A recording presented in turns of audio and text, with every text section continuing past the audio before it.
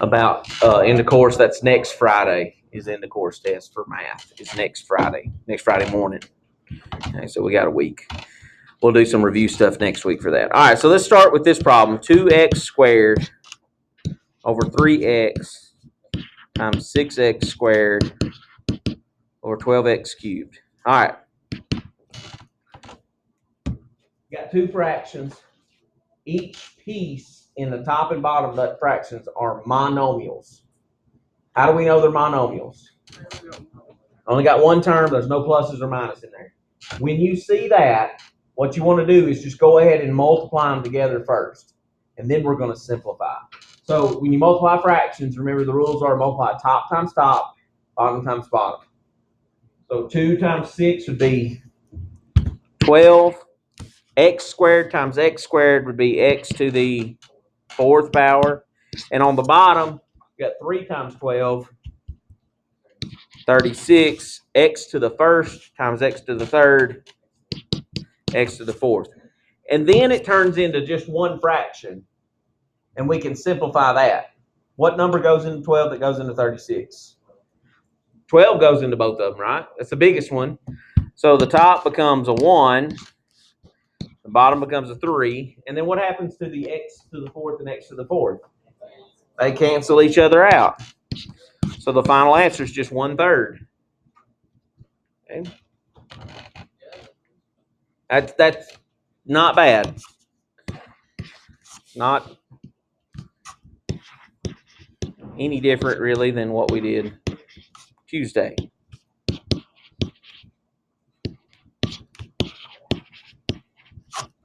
So another one. Are all of these monomials? Yeah, there's no pluses and minuses.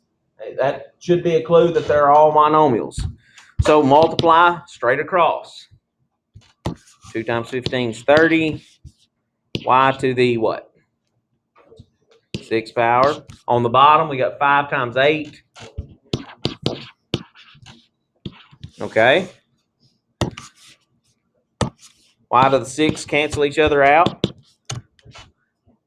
10 goes into 30, 10 goes into 4, so it'd be 3/4. And we've simplified that fraction. Okay. So a little bit more difficult.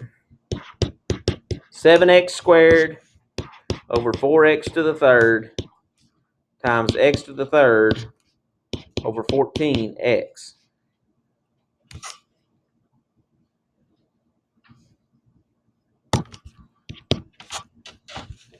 Are they all monomials? Yes, so multiply across first. So top part would be what? X to the 5th on top, and on the bottom, 56 x to the 4th. Simplify that fraction. I mean, what goes into 7 and 56? 7 goes into both of them. Goes into itself once and into 56 8 times. What about the x's? Where at? On the top, because there's 5 on top and 4 on the bottom. 4 of them cancel 4 of them. There's 1 left on top, so it's x over 8. Technically 1x. There's a 1 in front of that x, but you don't have to write it. Okay.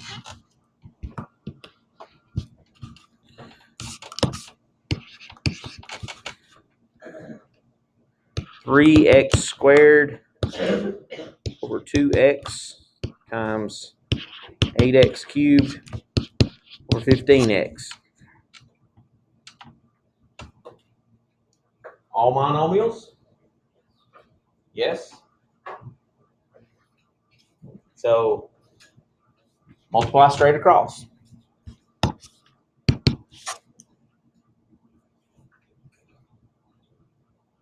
What's on top?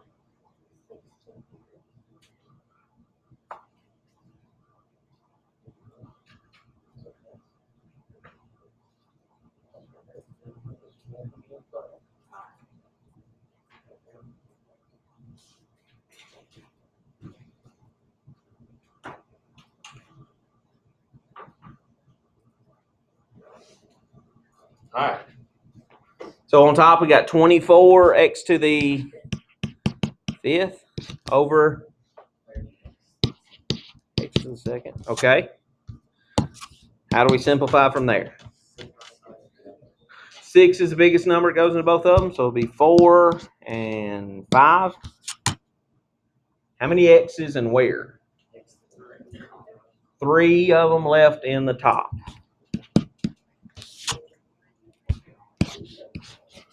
There were 2 in the bottom. Canceled out 2 of those 5 that were in the top. Not bad. Easy, easy. So that's multiplying. Let's look at multiplying things that are just monomials. We're going to get to some that are not monomials in just a second. I just want to go over monomials first. Let's say we had 10x to the 4th over 12x squared. And let's do a division problem.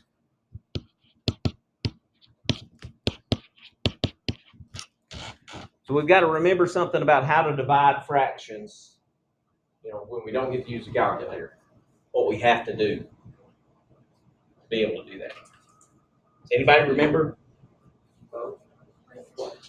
Well, bow tie is a method for doing it. It's not how technically do it, but it is a method for doing it. Right? That's for adding and subtracting. We'll get there next week. Flip the second one and multiply. That's the real way of doing that. Bow tie works great if it's just numbers, but we throw the letters in there. Bow tie doesn't really work real good. So I'm not a big fan of the bow tie method either. Anyway, so first one stays the same. Flip the second one and turn it into a multiplication problem. Okay. Now, monomials all over the place, right? So this is just like the first 4 examples. You just multiply straight across now. 150 x to the 6th. 12 times 3 is 36. X to the 7th. Okay. 150 and 36. Maybe I don't know the biggest number that goes into them, but I know 3 goes into both of those. Because 3 I know goes into 36, and 1 plus 5 plus 0 is 6, and that's divisible by 3, right? So I know I can divide by 3. So if I divided each of them by 3, that'd give me 50 over 12. And then what about the x's? We can go ahead and do that part. 6 on top, 7 on the bottom. 1 x left on the bottom. Now, is 50 over 12 simplified all the way? No, what goes into 50 and 12? 2 goes into both of them. So 2 goes into 50 25 times, and into 12 6 times. And there we've simplified it all the way. Just leave your phone alone back there. You don't have to get up and go check it. Huh? It could wait till we're done with class.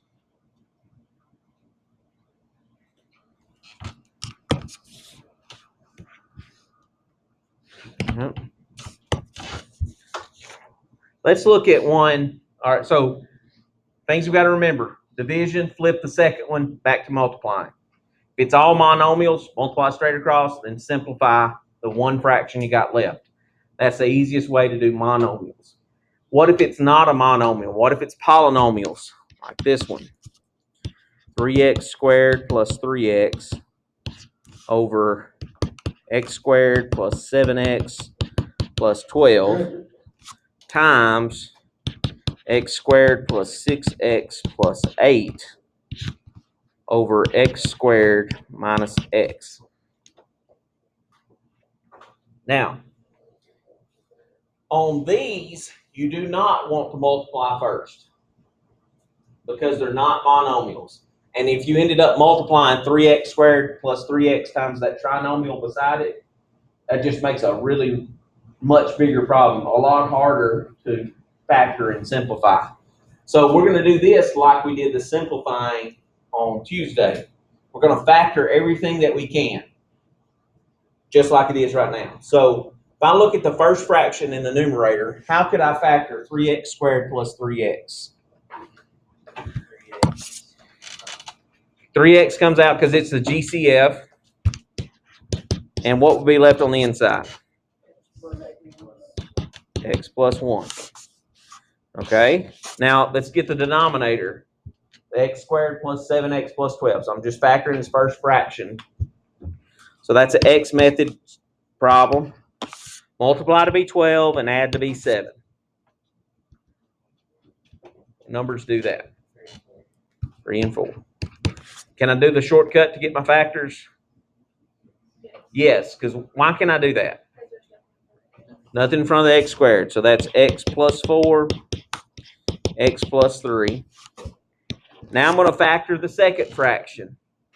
The top part is a trinomial, so that's an X method problem. Multiply to be 8 and add to be 6. 4 and 2. Can I take my shortcut to get my factors? Yeah, so I got x plus 4, x plus 2. The denominator, how do I factor it? It's not a trinomial, so I can't do the X method. X could be my GCF. All right. Now that I've got everything factored, I can cancel things that match vertically and diagonally. I can't cancel straight across. I can only cancel vertically and diagonally. So if I look at that, I see I've got an x plus 4 here and an x plus 4 here. That's diagonally, so they can cancel out. I've got an x right here and an x right there. That's diagonally, so they could cancel each other out. This x plus 1 is almost the same as that, but it's not quite the same. So they can't cancel each other. This x plus 3 doesn't match anything else, so it can't cancel anything. So everything that's not canceled is what's left. So when I write my multiplying part down, I got 3 times x plus 1 times x plus 2 on the top.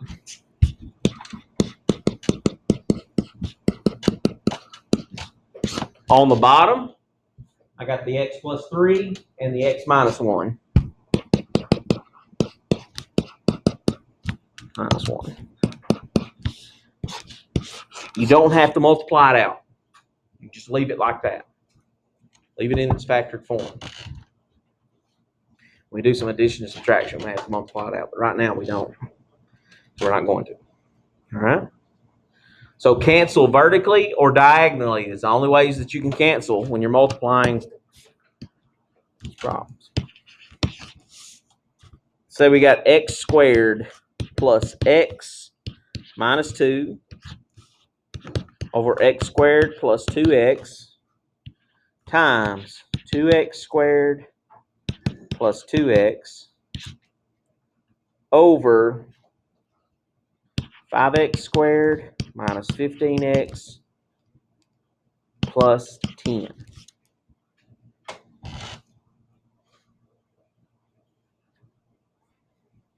So not all monomials, actually none of them are monomials. So we want to factor everything that we can.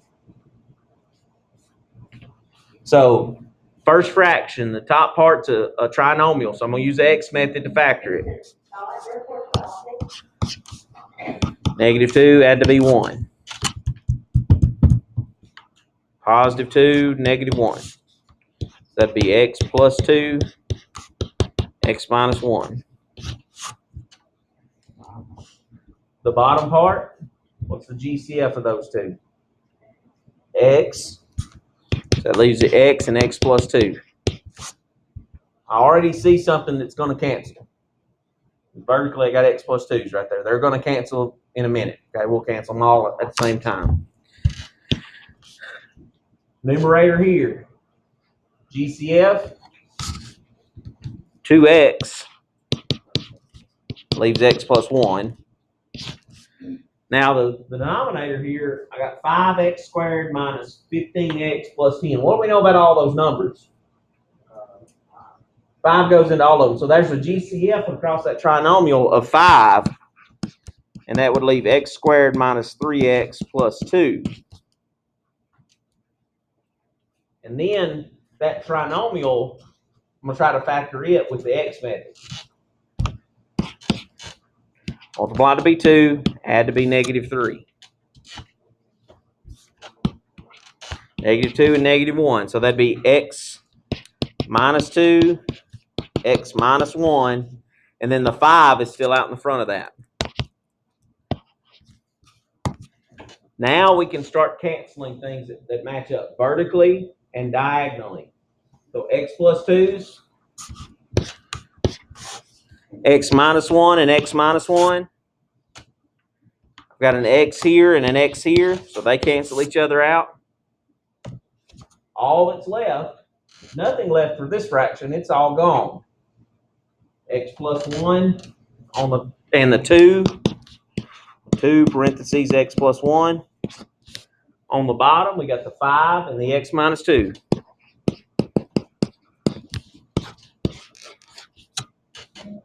And we've simplified. All right. So it takes factoring to be able to do this. If you struggle with factoring, this is a chance to catch back up with it. Do one I think is a little easier.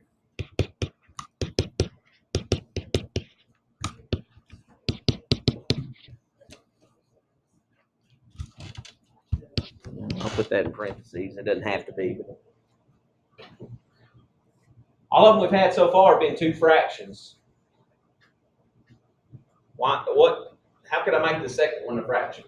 Put it over 1. Anytime I need to make something a fraction that isn't, I can put it over 1. Now I need to factor everything that will.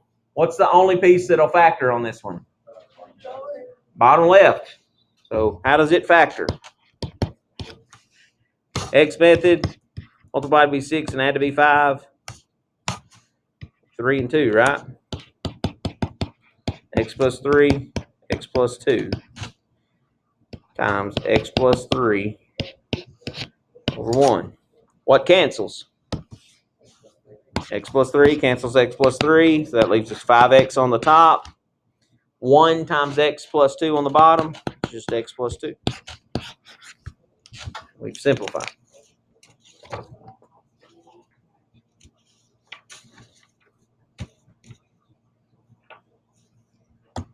That one didn't have much factoring to do, just one of them to factor.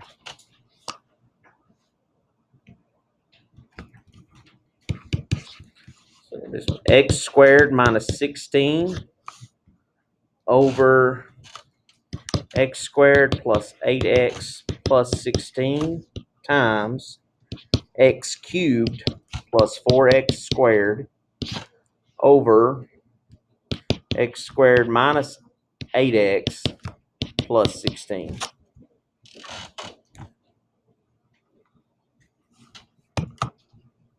Say this one has a lot more that will factor. Got a lot more stuff in there, right? So let's start factoring it. Top left, x squared minus 16. What's that factor as? Difference of squares. So what would it be?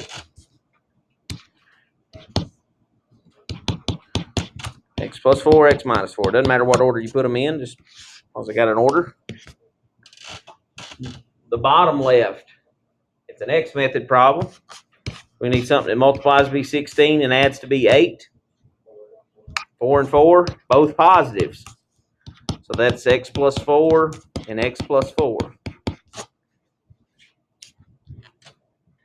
All right, so let's go to the second fraction. The numerator. X to the second would be the GCF, leaving x plus 4 in parentheses. What's on the bottom?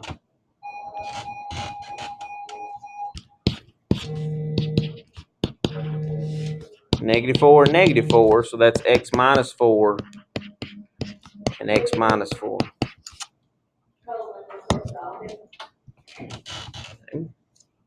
Now that we've got everything factored, we start canceling things vertically and diagonally. So over here, I've got x plus 4 canceling each other out vertically. And then I've got an x plus 4 diagonally. And then I have x minus 4 canceling one of those. Doesn't matter which one you pick, just cancel one of them. What's left? Good job. You've simplified it. Factoring it does everything, okay? So that's why we spent a month and a half on it.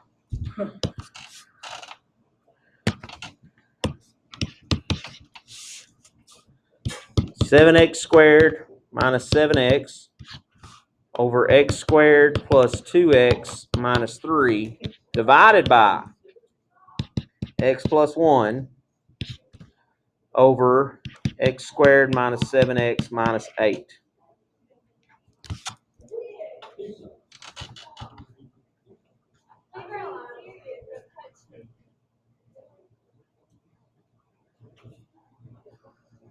It's a division problem, so what's that mean? Flip the second one.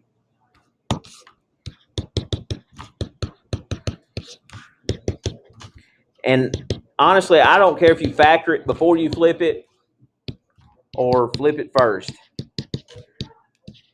I've seen several people that can do it all at the same time, but they're, a lot of times we'll forget to do one or the other. If we factor it first, we forget to flip the second one.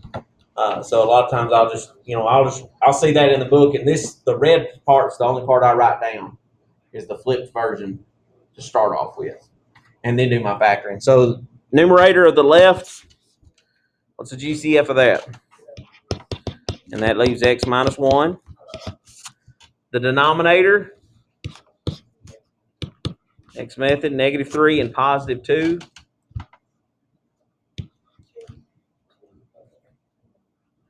Three and -1, x plus 3, x minus 1.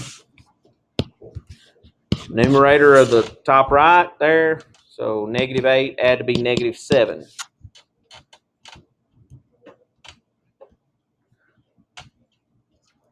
Be -7 or -8 and +1 to add to be -7. So that's x minus 8, x plus 1. And then the bottom part doesn't factor. So start canceling things now. Got x minus 1s. I got x plus 1s. And that's it. So I got 7x, x minus 8, and x plus 3.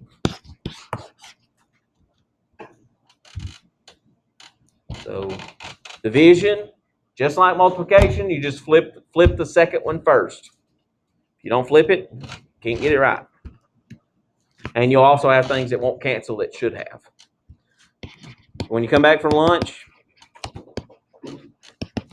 on page 806, 3 through 10, and then 13 through 20.